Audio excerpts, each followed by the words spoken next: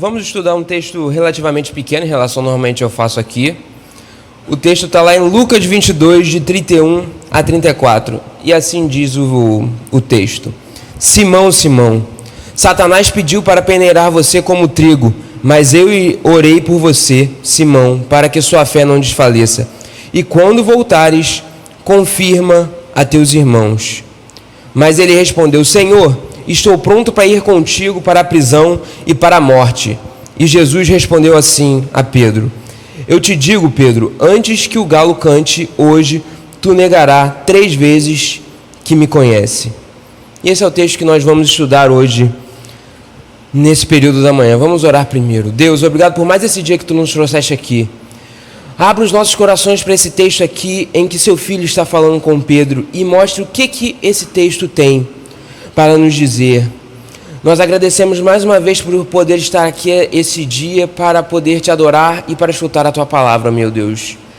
Nós agradecemos mais uma vez, meu Deus, em nome de Jesus. Amém. Pois bem, vamos dizer assim, obviamente a Bíblia não dá um tempo, mas pouco tempo antes dessa conversa entre Jesus e Pedro, houve uma discussão entre qual dos apóstolos era o maior. E todos eles estavam ali tentando discutir aquilo, Pedro, João, todos eles estavam ali tentando discutir qual deles era o maior. Ali, falta pouco menos de 24 horas para Jesus morrer, mas é isso que eles estão discutindo ali. Jesus então vai se dirigir para Pedro para falar algo com ele. E embora Jesus tenha dado o nome de Pedro para ele, ele chama Pedro pelo seu nome de batismo, que é Simão. E a gente sabe que Jesus antes chamou Pedro, tu és Pedro, porque isso significa a rocha, por conta do caráter forte que todos podiam confiar em Pedro. E quando Jesus está se dirigindo para ele, agora aqui nesse versículo ele volta ao nome natural de Pedro, o nome de batismo dele chama Simão. E ele repete o nome de Simão mais de uma vez como uma demonstração de Jesus para com Pedro de carinho e preocupação. E ele diz, essa é a minha palavra para você, Pedro.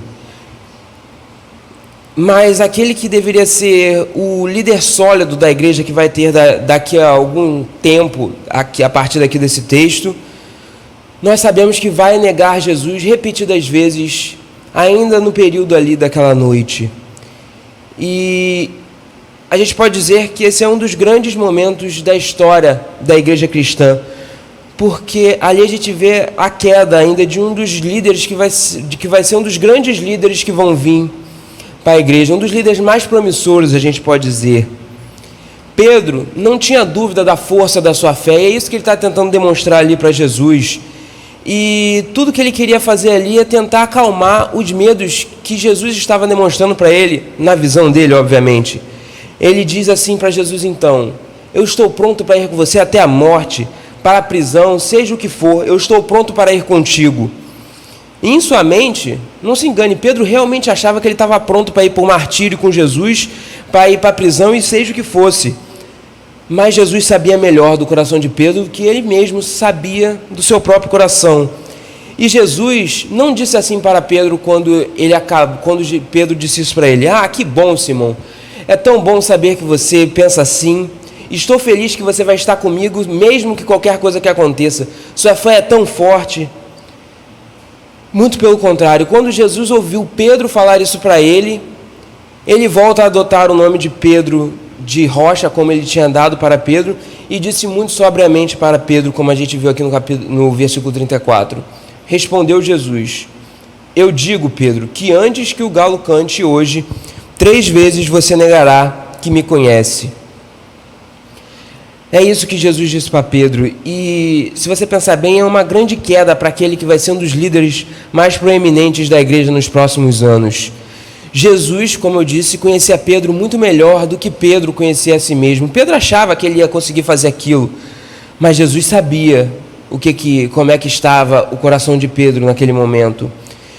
Jesus, na verdade, conhece a todos nós muito melhor do que nós conseguimos conhecer a nós mesmos.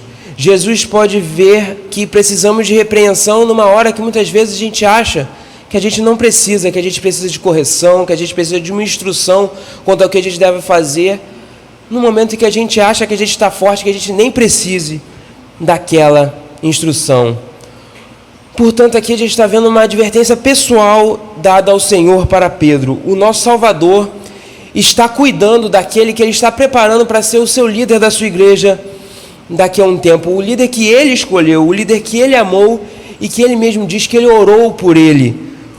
Um homem por quem ele vai derramar o seu sangue em menos de 24 horas. Ele está avisando a ele do perigo que ele vai enfrentar em poucas horas. Somente o Senhor Jesus consegue ter esse conhecimento, não só de Pedro, mas de todos nós.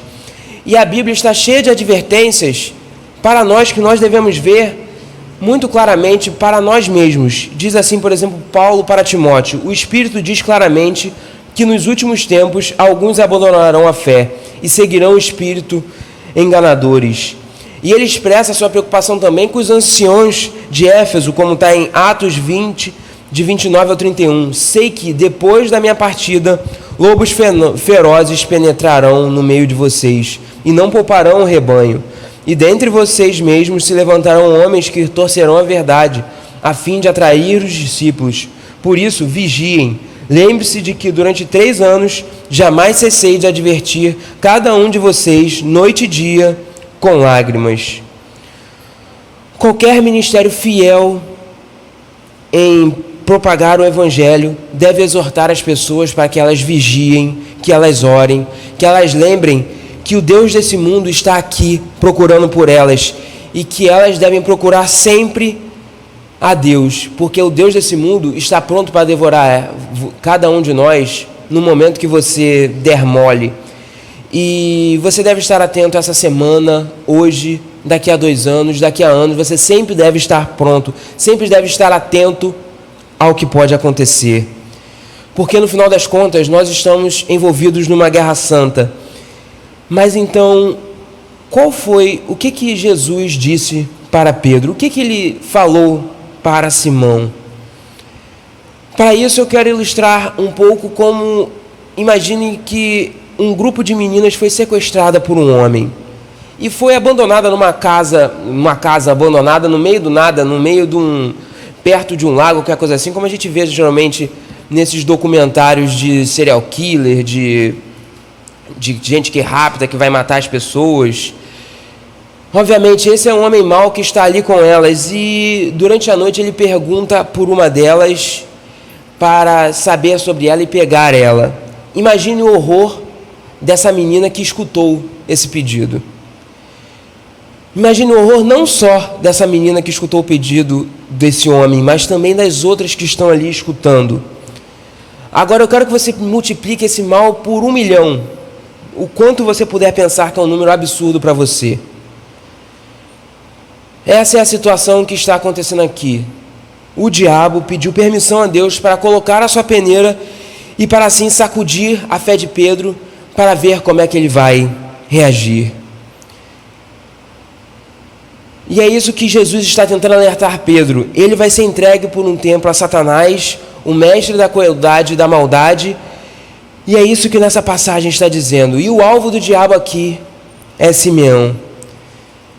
Agora, se Satanás pode pedir Pedro, que claramente é o líder entre eles, nenhum dos 12 está livre. E eles devem prestar muita atenção também, assim como Pedro está prestando atenção. Assim como nós devemos prestar atenção durante todos os dias da nossa vida. A experiência de Pedro com Jesus era enorme, como a gente pode ver até aqui. Ele testemunhou todos os milagres de Jesus. Ele escutou o sermão que a gente pode dizer que é o maior sermão que já pode alguém ter escutado, que é o Sermão da Montanha. Ele tinha há pouco compartilhado de Jesus a Santa Ceia. Ele viu o Monte da Transfiguração e ainda assim, tudo isso que Pedro viu, tudo isso que Pedro experienciou, não é nada para o diabo. Afinal das contas, ele visa homens que estão na sua profissão cristã, que estão no topo de sua profissão cristã, que tiveram muitos privilégios e bênçãos durante a sua vida. Então, ele vai direcionar o seu arco e vai jogar sua flecha flamejante nesse para tentar ver como ele vai reagir, como que sua fé vai reagir a essa questão que ele vai botar de frente para aquela pessoa. Ser pedido de Satanás pode esfriar qualquer coragem e enfraqueceria qualquer convicção do cristão, muitas vezes mais maduro que você pode conhecer. E o Senhor diz isso a Pedro e para todos ali escutarem, que Satanás pediu a Deus que lhe desse Pedro. E como Satanás, afinal de contas, transmite o que ele quer para Deus? Como esse pedido pode ter sido feito? Em que contexto exatamente Satanás se apresentou diante de Deus e do Senhor e pediu para ele Pedro? Certamente a gente sabe que não foi no céu que ele fez isso. Mas Deus está em toda parte. Ele não apenas está de olho em Satanás. Satanás está acorrentado a Deus. Ele não pode fazer nada que Deus não decida que ele possa fazer. Imagina a situação que você está segurando seu cachorro numa guia para ele não brigar com alguém. Você tem um certo controle no seu cachorro. Pois bem, esse exemplo nada tem a ver com o tamanho do controle que Deus tem sobre o diabo. Satanás estava se lançando para Pedro, mas para isso ele teve que pedir para Deus. E o Senhor então soube das suas intenções e permitiu que o diabo tentasse Pedro. Nós não devemos ignorar a astúcia do diabo. Satanás se torna, no nosso mundo principalmente, quando a gente vai ver muitas pessoas falando, e muitas vezes alguns pregadores falando, Satanás acaba se tornando uma figura muito familiar para todos nós e para toda a nossa civilização. Grande parte das coisas que as pessoas falam que é um problema na nossa civilização, as pessoas vão lá e falam logo que é o diabo. A maioria das pessoas está ciente de quem é o diabo e a figura maligna dele na nossa sociedade.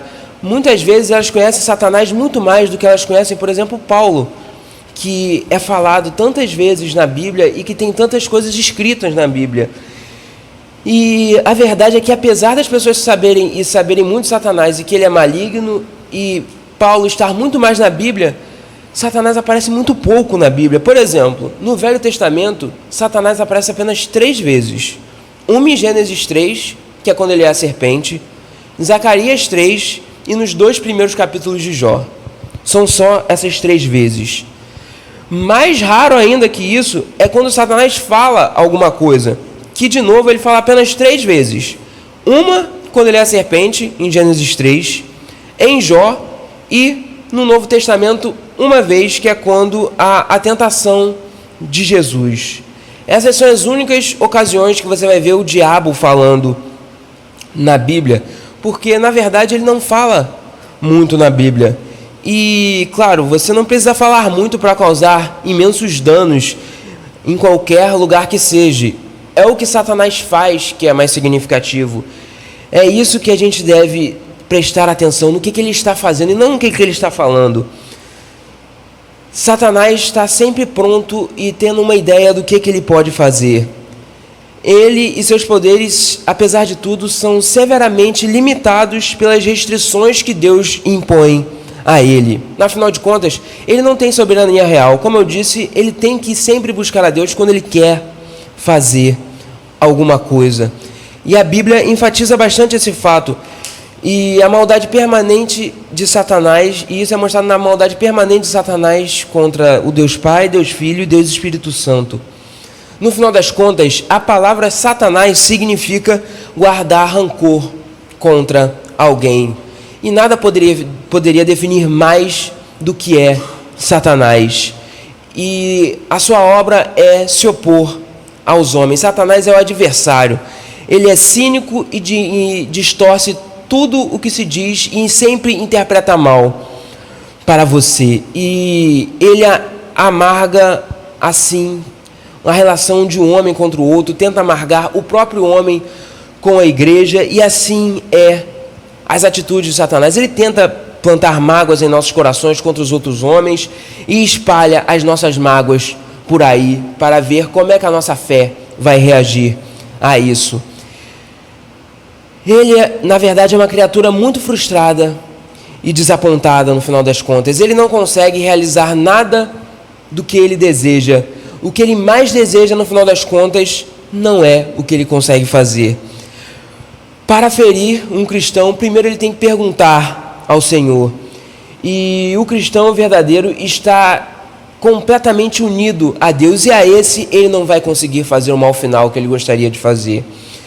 E nós estamos todos em Cristo, e portanto a marca de Satanás quando ele está em ação não é a crueldade horrenda ou os desvios sexuais que nós vemos no mundo, mas sim uma combinação de rancor, cinismo e distorção de tudo que pode prejudicar o bem do cristão. Onde houver uma frustração dolorosa e um desapontamento, você verá resultado da ação de Satanás por trás daquela ação. Lembre-se o contexto das palavras que estão sido ditas aqui. Não devemos pensar que o desejo de Satanás por Pedro foi feito há meses e meses antes. Ali na hora da ceia, Jesus falou sobre honra e a glória que todos os discípulos iriam ver no futuro, e especificamente também a Pedro. E ele lhes disse, nos versículos 29 a 30, pouco antes dos versículos que nós lemos aqui: e eu designo a vocês um reino, assim como meu Pai o designou a mim, para que vocês possam comer e beber à minha mesa no reino e sentar-se em tronos, julgando as 12 tribos de Israel.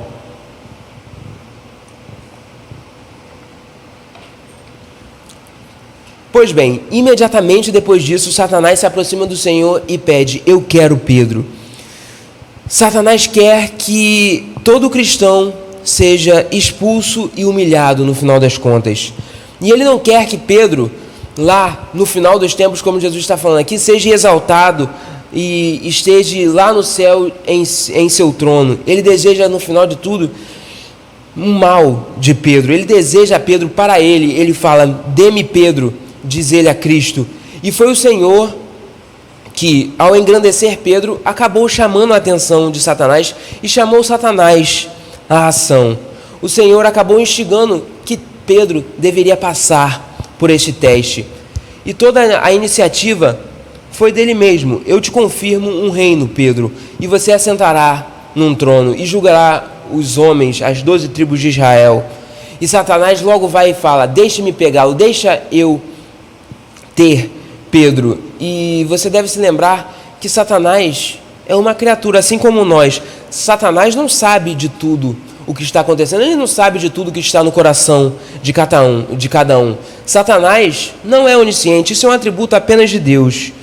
Satanás não sabe tudo o que todos estamos pensando. Ele pode ter uma ideia, porque ele é uma pessoa, ele é um ser muito inteligente, mas somente o Criador do universo pode ter o conhecimento exaustivo de tudo o que está acontecendo. Satanás tem uma organização poderosa, ele pode ser muito esperto, mas ser onisciente é um atributo somente de Deus. Então, Jesus disse a Pedro sobre a sua entronização vindoura. Então, Satanás está lá e ele quer ter Pedro, e ele vai instigar Pedro por conta disso. E o Senhor, quem colocou no final das contas o holofote de Satanás em Pedro. É quase como se Satanás não soubesse da posição de Pedro até aquele momento, mas ele vê tudo que Jesus fala e ele fala assim: eu quero Pedro, é ele que eu quero. E foi Deus quem deu o primeiro passo, e só por isso que ele agiu. Ele colocou Pedro no pedestal porque ele sabia que Pedro devia passar por aquele teste.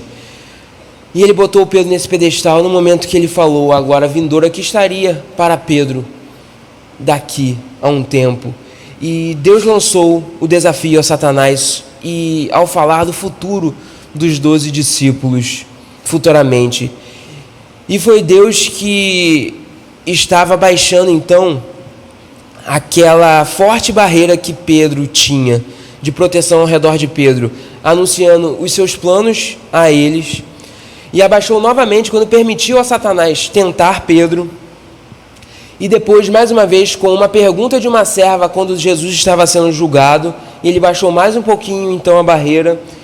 E depois, mais uma vez, com as duas tentações que vêm em sequência. Foi Deus quem permitiu que Satanás entrasse ali e inventasse toda aquela história e assim encorajasse as provocações que Pedro deveria enfrentar naquela noite.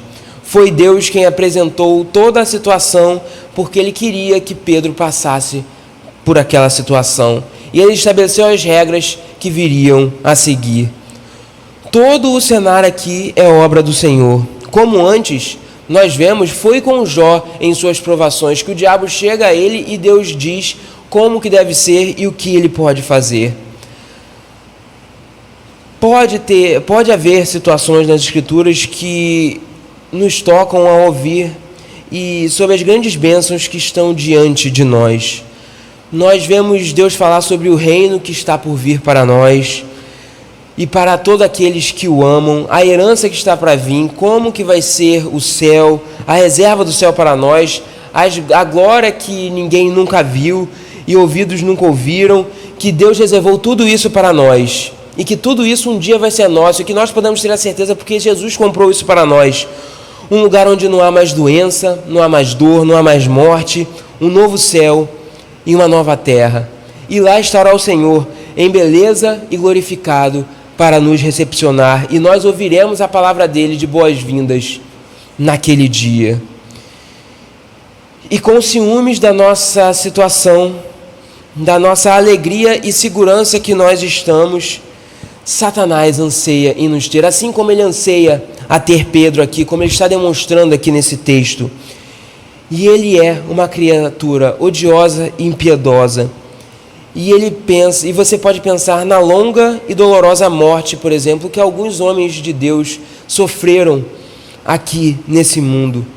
É Satanás, mais uma vez, peneirando o trigo e testando a fé dessas pessoas, mesmo no seu leito de morte. Lá está ele tentando ver como que o cristão vai reagir àquela situação, para ver se ele renega a sua fé naquele momento de aflição. E Satanás pediu para que ele pudesse abalar Pedro e destruir a confiança de Pedro. E quando Satanás falou com Deus naquele dia, ele pediu para que Deus lhe desse Pedro, para abalar a sua fé e os fundamentos da fé de Pedro.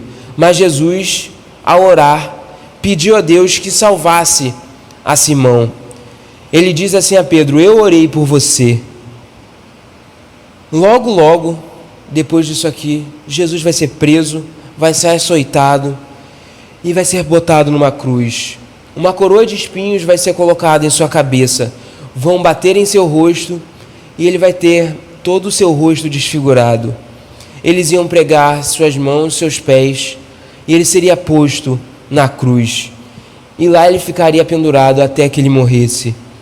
Jesus sabia que todos esses problemas estavam diante dele. Em menos de 24 horas ele ia ter que enfrentar tudo isso. Mas mesmo naquele momento, ele não estava distraído. Ele não esquece as provações que Pedro vai ter que enfrentar logo em seguida também. Mesmo com o seu sofrimento, que logo estava por vir, isso não impediu Jesus de orar por Pedro. E ele diz: está tudo bem, Pedro. O príncipe das trevas vai vir e pediu para sacudir você, para peneirar você, para abalar a sua fé. E eu vou deixar que ele tente fazer isso. Mas ao mesmo tempo eu vou orar para você, para que você não seja destruído por essa provação que ele quer que você passe. Agora, se Jesus, mesmo quando ele estava aqui na terra, tinha a confiança de que a partir da sua oração eficaz que ele fez para Pedro, para que Deus guardasse ele, agora que ele já ressuscitou da sua morte, agora que ele está no céu, elevado à direita de Deus, certamente as orações por nós são muito mais, nós podemos pensar, eficazes, como já eram naquela época. Mas que segurança nós podemos ter, assim como Pedro poderia ter de ter escutado isso aqui. Considere a posição de Jesus. O Senhor está de volta aonde ele sempre esteve. Naquele local quando o profeta Isaías viu ele alto e exaltado, e mais uma vez cercado por todos os anjos e serafins que cobrem, que estão à sua volta. Sua posição, é que ele fala, é um relacionamento direto com Deus, um relacionamento de um filho, do filho unigênito de Deus. E sua posição fala muito. Ele é o onipotente Criador e sustentador da vida de todos nós que estamos aqui. Sua posição fala da sua grande glória e da sua enorme majestade. E ele, além disso tudo, ele ainda é o nosso intercessor, ele ainda é o nosso advogado, um nome acima de todo nome, e representa cada um de nós diante do tribunal de Deus. Ele é aquele que persiste e incessantemente, assim como ele fez por Pedro, ora por nós, nos defende das acusações que Satanás faz a todo tempo. Considere ainda a sua permanência, o quanto ele é constante. Lembre-se das grandes palavras que Paulo diz sobre esse fato. O apóstolo diz assim: ele vive sempre para interceder por eles. E na carta de Hebreus diz assim: ele permanece para sempre em um sacerdócio imutável. Porque Jesus nunca morre, ele continua para sempre como Filho vivo de Deus. E ele nunca abandonará a sua posição e o seu ofício de sacerdócio. E ele nunca negará a sua vocação que ele tem. Ele nunca vai cair no sono do que ele deve fazer. Ele nunca vai cansar de interceder a todo momento por você. Ele nunca estará tão cheio de grandes eventos e de grandes coisas para se preocupar, a ponto dele não se preocupar com cada um de nós individualmente. Nada que ele tenha que fazer grandemente nesse mundo, que ele vai ter que fazer, nem que seja uma reforma como teve que fazer com Lutero, ele nunca deixou de preocupar com cada um dos seus. E ele continuamente orará sem cessar, sem nenhuma interrupção, como se você fosse a única pessoa do mundo que ele deveria se preocupar. Quando você se cansar, não se engane, Jesus não vai se cansar. Quando você falhar, ele não vai falhar em interceder por você. Quando você for inconsistente, ele é consistente o bastante por você. Quando você se distrair, ele não vai estar distraído em momento algum. Quando você está fraco, ele permanece forte por você. Quando você vacila, ele está lá resoluto e forte por você, olhando por você. Não há ninguém como ele nesse mundo, ninguém, nunca que você conheceu, vai ser nem perto a se comparar do que Jesus é. Ele nunca vai trair ou abandonar você, não importa a situação que você estiver. Você pode ter amigos, entes queridos, familiares, que no momento específico vão te frustrar, acabar com suas esperanças e, por desatenção e falta de compromisso, vão te deixar tristes e de lado e vão esquecer de você. Eles podem não atender às suas expectativas, mas esse não é o caso de Jesus. Não é o caso do nosso Senhor. Ele mantém suas promessas e nos diz para sermos fiéis e dá o exemplo daquilo que Ele quer de nós, que sejamos fiéis e seguros de que Ele que nos sustenta. É o que ele diz e isso ele fará. Ele diz em Lucas 22:32, como lemos: mas eu orei por você, para que sua fé não desfaleça. E quando você se converter, fortaleça aos seus irmãos. Quando você voltar, fortaleça aos seus irmãos. E essa é a constância que Jesus tem. Nós podemos ter a certeza que Ele sempre está intercedendo para nós, como se nós fôssemos únicos para Ele. Não importa o quanto está para o que está acontecendo, Ele está lá por nós, Ele está olhando por nós a todo tempo. Mas considere ainda as razões que Ele tem para receber uma resposta por sua intercessão. Porque Ele deveria ter certeza de que Pedro, apesar da tentação que ele vai ter, apesar de ele saber que Pedro vai negar, como ele diz logo em seguida, mas de que a fé de Pedro não falharia, de que Deus com certeza ia conceder a Jesus aquilo que ele está pedindo quanto a Pedro. É por causa do que o Jesus vai fazer. A resposta completa abrange tudo aqui, minha culpa, minha fraqueza, minha vergonha, tudo estaria propiciado, toda a ira de Deus que odeia todo o pecado, todos os terrores da lei, tudo que você pode imaginar, aquilo que Pedro ia fazer em poucas horas, Jesus ia morrer por aquilo. Deus não teria mais nada a ver com aquele pecado, porque aquele pecado estaria pago.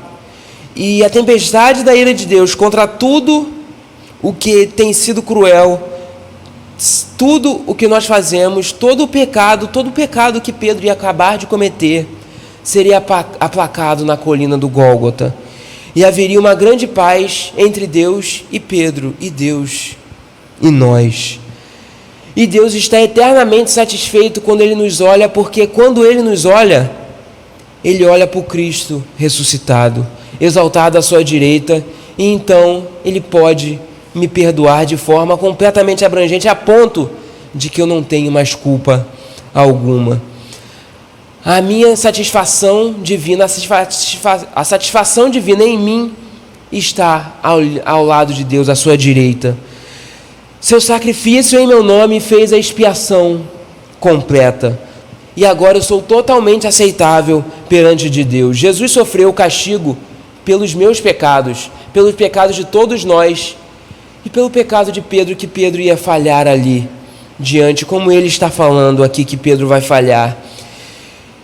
E a expiação por esses momentos de pecado de Deus, Deus não exigirá duas vezes. E quando Satanás vem e aplica aquele golpe certeiro de flecha dele em Pedro, naquele momento que ele iria negar a Deus, falar que ele não conhecia a Jesus, então o grande intercessor está à direita de Deus e fala assim: eu paguei por ele. Essa é a garantia da aceitação. Eu paguei por ele. Pode perdoar o seu pecado. O pecado de Simão, Pai, está perdoado em mim. O sangue de Cristo alcançou o perdão de todos os pecados dos filhos de Deus. E se Deus não poupou o seu filho por conta de você, que bem Ele reterá de você no final das contas. Deus não negará nada de bom àqueles que confiam no seu filho, àqueles que Ele entregou o seu próprio filho para que Ele tivesse essas pessoas com Ele. E a promessa constante de Jesus é essa: Ele está sentado ao lado de Deus em nosso nome e faz de Deus também o nosso Pai amoroso e atencioso. Jesus não apenas derramou o seu sangue por nós, para a remissão dos nossos pecados, mas a eficácia desse sangue continua derramado até hoje e para sempre será por nós. E Ele fez o que Ele fez lá na cruz, lá há 2000 anos atrás. Ele continua continuamente ali ao lado do seu Pai, intercedendo por nós. E como Ele fez isso, nós podemos ter a segurança de que o que Ele fez por nós vai valer para sempre. Você tem um amigo lá no céu, você tem alguém intercedendo por você. Ele está ali entronizado ao lado de Deus, à sua direita de Deus, e Ele não poderia estar mais perto de Deus. E lá Ele está por nós, Ele pode orar por nós. Assim nós podemos dizer sempre em nome de Jesus em nossas orações, e Ele obtém a misericórdia de Deus por nós, e assim, para que nós possamos encontrar graça aos olhos de Deus, para ajuda nesses momentos de necessidade que todos nós temos. Mas nós devemos ainda considerar, olha só o que Jesus orou sobre Pedro. Ele não pediu muitas das coisas que nós poderíamos pensar que seria bom que ele pudesse ter pedido. Ele, por exemplo, não orou para que Satanás deixasse Pedro em paz, para que Satanás não se aproximasse de Pedro. Satanás, muito pelo contrário, foi autorizado a se aproximar de Pedro. Jesus, por exemplo, também não orou para que Pedro nunca pecasse, para que Pedro nunca falhasse.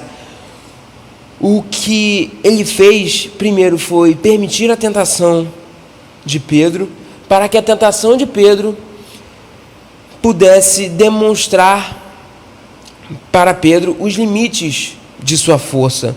Jesus não orou para que Pedro tivesse uma vida rica e fácil nesse mundo, um sucesso espiritual atrás do outro, que ele pudesse ir pelas nações e todo mundo ia adorar a sua pregação, que ele não aconteceria nada com ele. Não é para isso que Jesus estava preparando Pedro. Jesus orou para que mesmo na situação que ele ia passar, na provação que Pedro ia passar, Pedro não falhasse, a fé de Pedro não falhasse.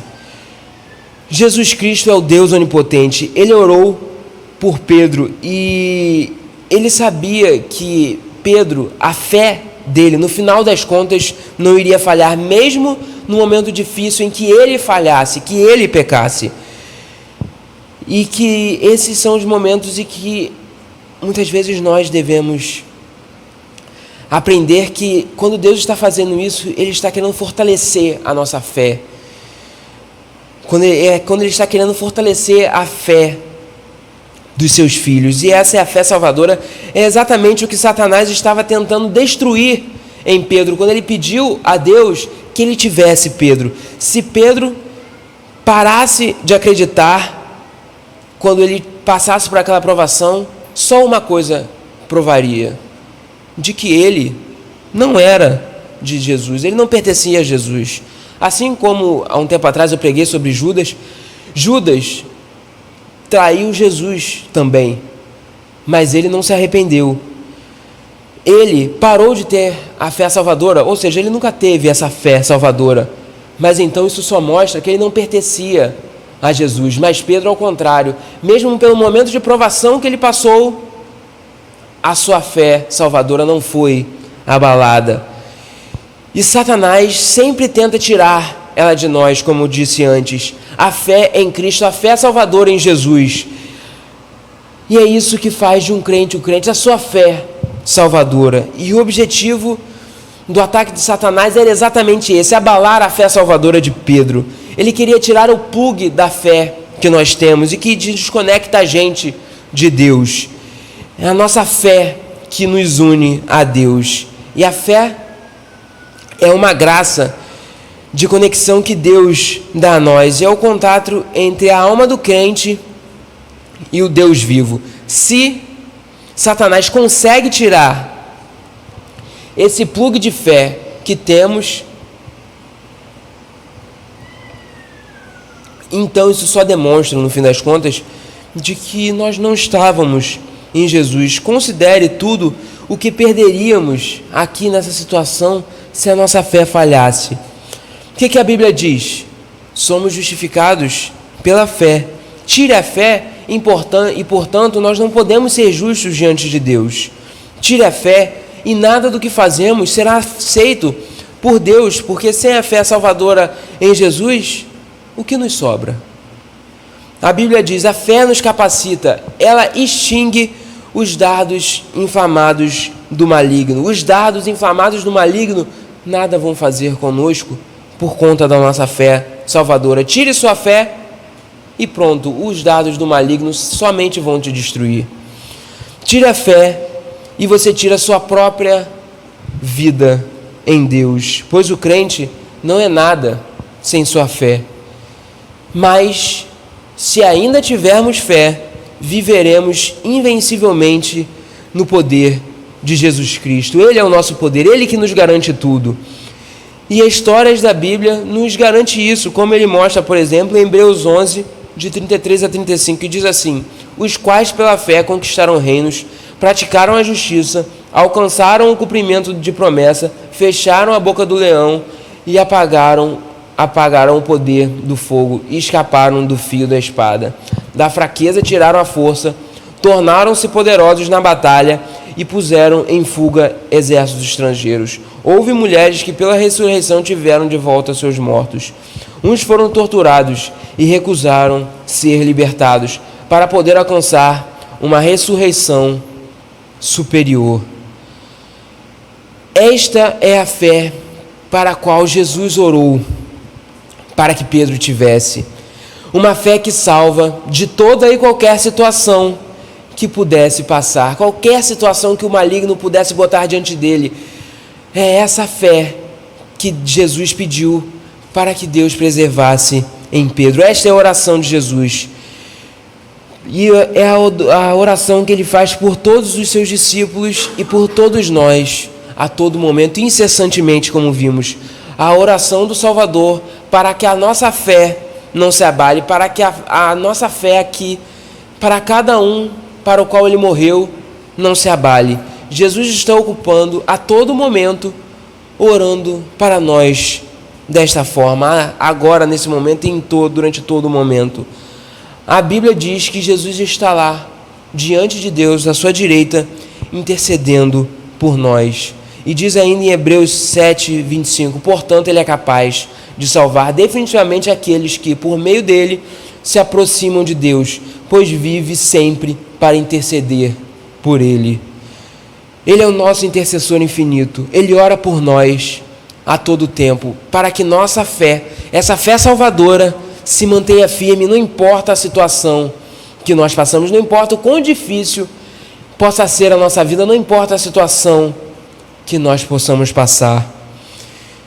Mas ele ainda encoraja, mas há ainda o encorajamento desse Salvador em incessante intercessão. Ao menos se nós pudéssemos ouvir a intercessão que Jesus faz continuamente a Deus, falando os nossos nomes ali para Deus Pai intercedendo por nós. Se nós pudéssemos ouvir tudo o que Ele está falando para Deus nos manter, nossas lutas, tudo que nós estamos passando, quanta coragem que Ele quer que nós tenhamos para viver nesse mundo, tudo que as coisas que nós devemos passar para que Ele fortaleça a nossa fé, mesmo nessas situações. Jesus está orando por nós para que nossa fé não fortaleça. Ele está orando para que a nossa dor crônica, a dor que nós sofremos, as doenças que nós sofremos, isso não seja o bastante, que a nossa fé não desfaleça mesmo nessa situação, mesmo que o seu casamento possa ser conturbado. Jesus está orando para que mesmo nessa situação a sua fé não se abale, mesmo nessa situação, mesmo que uma situação financeira não adequada possa estar diante de você, mesmo que a preocupação de pagamentos urgentes que você não sabe como que você vai fazer, que isso não deixe a sua fé ser abalada. Ele está orando para que todo o nosso desânimo secreto, aquele desânimo que só a gente sabe que a gente tem, só aquela preocupação que a gente quer que fique só no nosso coração, que ninguém saiba, que muitas vezes você tem noites de desespero sombrio, que só você está ali, Jesus está contigo, e Ele está falando para o Deus Pai, não deixe que isso abale a sua fé. Ele ora por nós, assim como Ele orou para Pedro, assim como naquele dia Ele falou sobre Pedro. Ele está orando para que, mesmo na nossa peregrinação nesse mundo, mesmo com os pecados que nós acabamos cometendo, que a nossa fé não se abale, que nós não vamos nos arrepender e que a nossa fé não se abale, que a nossa fé salvadora continue lá conosco. Ele está orando, então, por tudo o que nós precisamos para a nossa fé não ser abalada, para que assim um dia nós estejamos com Ele. Certamente, essas orações, a oração do Deus Filho vai ser respondida, assim como Deus respondeu à oração que Ele fez contra Pedro. A fé do apóstolo não falhou no final das contas.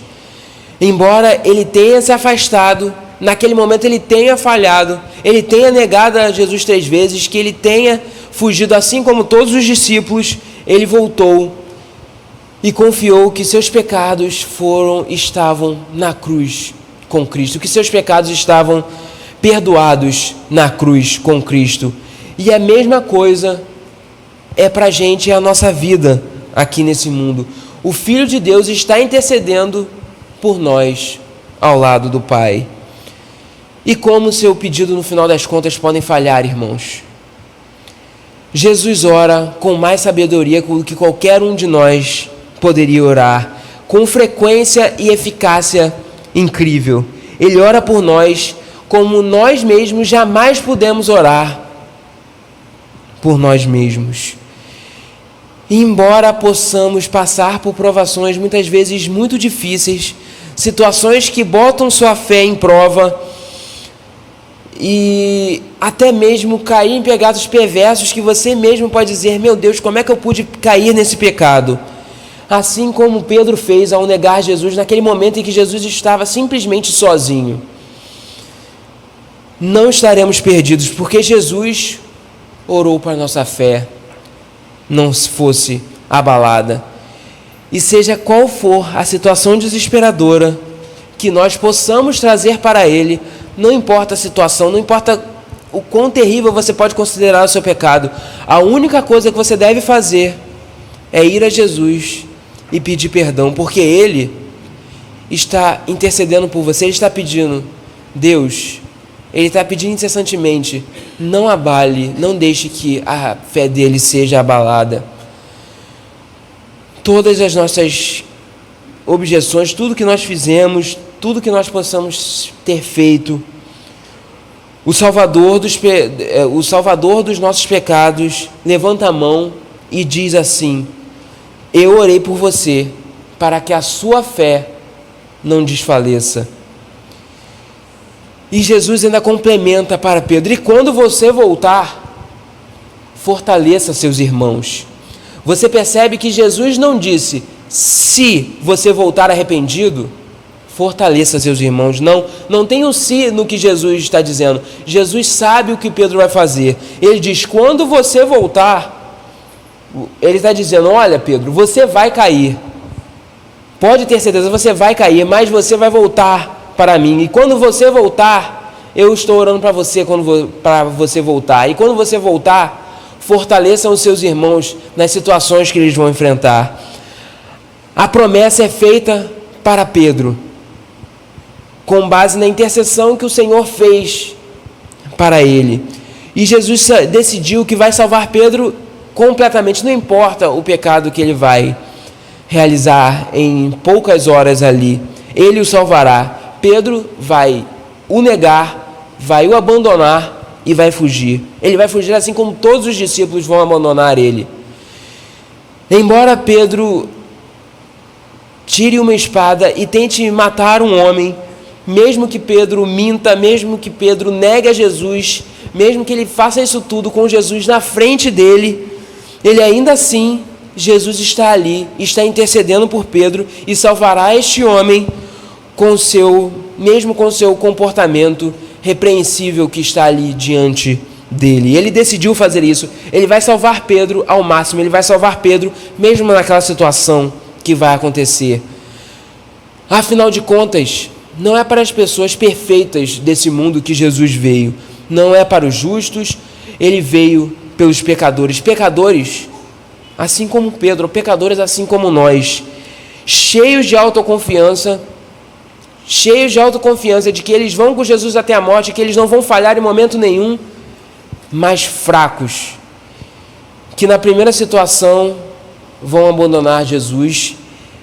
Ou seja, pecadores como eu e você. Que maravilhoso Senhor Jesus é. Ele sabe tudo sobre Pedro, ele sabe sobre Pedro mais do que Pedro sabe sobre si próprio. Ele avisa a Pedro o que vai acontecer. E, para isso, ele ainda avisa a Pedro as garantias. Pedro, ele diz: você não conhece o seu próprio coração.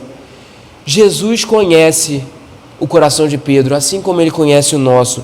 E por isso é ele que ora por nós, para que a nossa fé, na situação que passar, porque ele sabe das situações que nós vamos passar, e ele sabe do quão forte, e na verdade fracos quanto nós somos, para que a nossa fé não se abale nessas horas difíceis que nós podemos passar. Entre outras palavras, quando nos sentimos miseráveis, quando nos sentimos culpados por cair num pecado, mesmo que aquele pecado que nós repetimos diversas vezes e várias vezes, a voz que muitas vezes nós escutamos é a voz do diabo que nos diz: você é um hipócrita. Como é que você pode pedir perdão mais uma vez, tendo caído mais uma vez nesse pecado? Dessa vez você foi longe demais. Você deve reconhecer, por fim, que você não é cristão. E é isso que o diabo, não se engane, é isso que o diabo foi atrás de Pedro para mostrar para ele, quando ele tentou botar a aprovação de Pedro, fazendo Pedro fugir e negar a Jesus 3 vezes. Ele queria que Pedro pensasse exatamente sobre isso, que ele não era cristão, como ele falhou com Jesus, para que aquilo, no final das contas, destruísse Pedro, assim como esses pensamentos destroem o próprio diabo. E embora o nosso pecado seja abundante, o amor de Jesus é muito mais abundante por nós. Sempre há misericórdia com Ele. O que você deve ir é ir lá e confessar os seus pecados, não importa o quão abundante ele foi, não importa quantas vezes, você deve ir lá, pedir perdão a Deus e sair dali com a ideia de que você não vai mais fazer aquilo. Mas se por acaso você cair, a morte de Jesus é mais do que o suficiente, porque temos a sua fé e misericórdia. Ele ora por nós incessantemente. E o nosso merecimento, se a gente tem algum merecimento, é pelo que ele fez e nada pelo que nós fizemos. Você sabe o que aconteceu quando Jesus chamou sua atenção depois de sua negação? Quando Pedro negou 3 vezes, ele olhou para Pedro e Pedro, a única coisa que ele conseguiu fazer é sair dali e chorou amargamente. Aquelas lágrimas eram lágrimas de arrependimento por parte de Pedro naquela situação. E isso foi proporcionado por todo o comportamento que ele viu, que ele fez ali naquele momento. Aquilo foi direto em seu coração. O quão covarde ele foi naquele momento para com Jesus. Você vê quando ele viu o que estava acontecendo, o como aconteceu exatamente o que Jesus tinha dito para ele, o quanto ele tinha abandonado Jesus ali naquela situação. Jesus já tinha orado por ele, para preparar ele para aquelas lágrimas que ele estava ali naquele momento. E Jesus diz: Pedro, eu tenho um trabalho futuro para você. E é isso que ele deseja que Pedro faça no futuro, a partir daquele momento que ele vai passar ali, com aquelas lágrimas que vão sair dos seus olhos. Quando Pedro, por meio do arrependimento que Jesus colocou em seu coração, é restaurado pelo Senhor, que conhece o seu coração, então o Senhor tem uma obra para ele. Ele diz: quando voltares, fortalece os seus irmãos. Pedro um dia veria outros seguidores de Cristo estarem na situação que ele esteve, muitas vezes muito tristes, muitas vezes numa reunião de oração que eles tiveram, vendo que eles não estavam orando, ou que não estavam participando da vida da igreja como eles deveriam, porque eles estavam espiritualmente fracos, porque eles estavam passando por uma situação como a que Pedro passou. E quando ele falou com eles sobre isso, ele pôde dar o seu próprio testemunho. Então ele pôde finalmente dizer para eles que ele também havia pecado uma vez diante do próprio Senhor Jesus, e que a única coisa que ele podia fazer era se arrepender e manter a sua fé salvadora. E ele podia ter certeza de que isso ia acontecer porque o Senhor orou por ele, e que assim como Jesus orou por ele, ele podia dizer: Jesus também está orando por você, para que a sua fé salvadora, mesmo nesse momento, não se abale. Não faça isso, não se afaste da igreja. Não poderia ter ninguém melhor para dizer isso do que quem? Do que Pedro, que passou por toda essa situação, que passou por esse caminho, passou por essa situação e depois ainda conversou com Jesus. E ele poderia dizer assim para eles: deixe-me contar o que aconteceu comigo.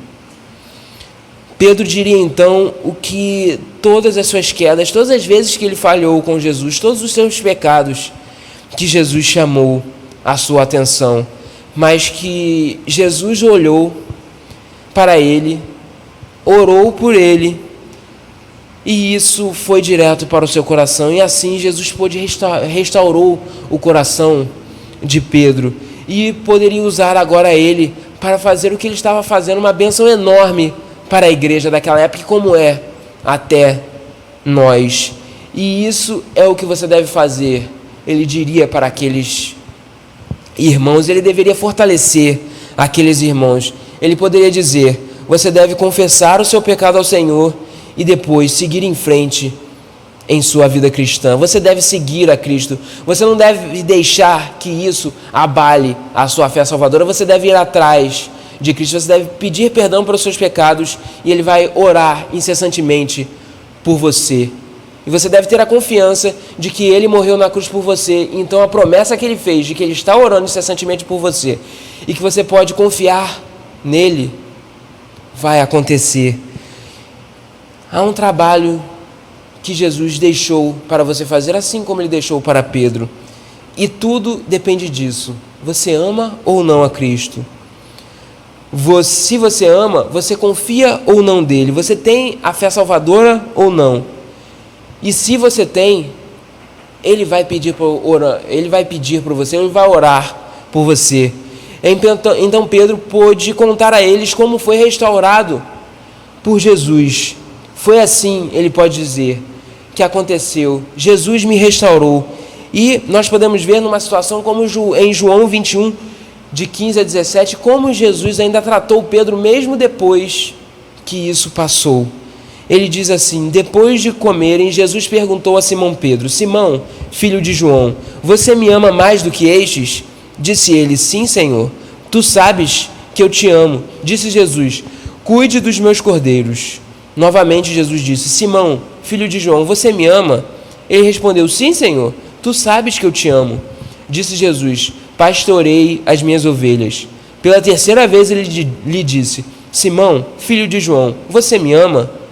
Pedro ficou magoado por Jesus lhe ter perguntado pela terceira vez: você me ama? E lhe disse: Senhor, tu sabes todas as coisas e sabes que eu te amo. Disse-lhe Jesus: cuide das minhas ovelhas.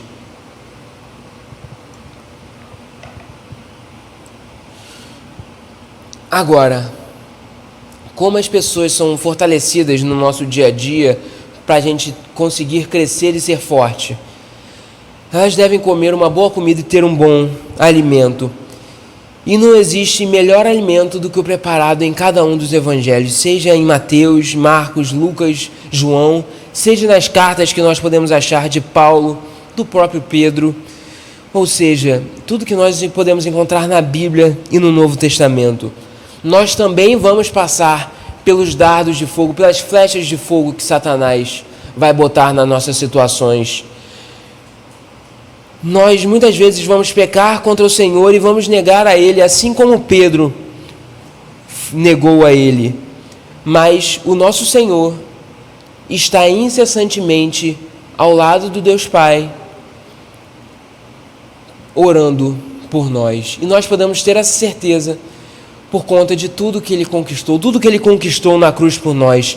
E Ele ora pelo nosso perdão.